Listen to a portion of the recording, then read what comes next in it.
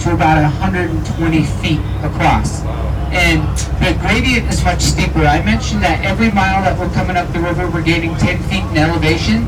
Well, in Devil's Canyon, the gradient is twice that, so it's more like 18 to 20 feet per mile. So it gets choked down, steeper gradient. Water speeds can be excess of 25 to 30 miles per hour.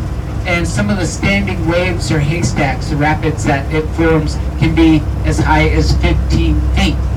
Now, people started kayaking Devil's Canyon in the early 1970s. Rapid, they also call the entrance exam, and they call it Preparation H.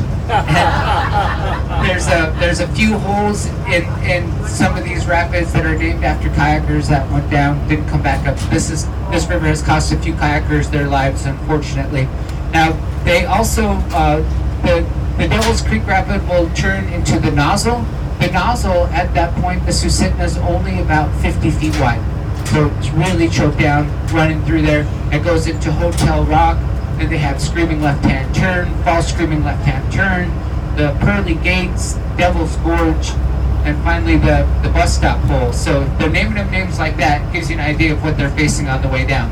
Now, the ideal flow rate for kayakers is somewhere between 14 and 17,000 cubic feet of water per second. Today, you're looking at about 28,000 cubic feet of water per second. Anything past 26,000 CFS for them is considered lethal. If you've been whitewater rafting, you know you can get in some pretty heavy water. Nobody has ever rafted Devil's Canyon, it's just too big. And then only 2 boats have ever gone up and through Devil's Canyon all the way. One of them was the founder of our company, Steve Mahay. In 1985, he made a name for himself by being the first person to navigate a jet boat up and through the canyon. And he actually scouted the river pretty heavily, knowing that there was failed attempts. There have been boats that have been sunk up here.